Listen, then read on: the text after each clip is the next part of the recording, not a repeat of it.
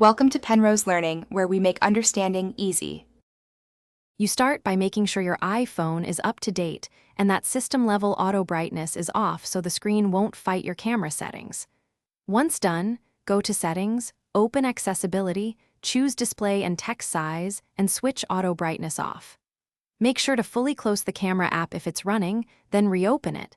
This applies the change immediately. Doing this prevents the display from shifting brightness while you adjust camera exposure and keeps what you see more consistent as you continue.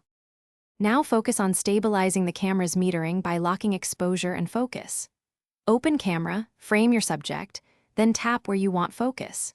To lock both, press and hold that spot until AE/AF lock appears with a yellow box. This prevents automatic readjustments. While locked, slide your finger up or down to change brightness or use the exposure slider that appears. This controls how light or dark the photo will be. Make these adjustments deliberately so the camera won't autocorrect mid-shot.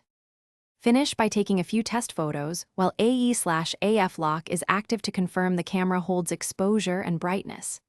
If you still see shifting, make sure True Tone is off in Settings, Display and Brightness, force close and reopen camera, or restart your iPhone.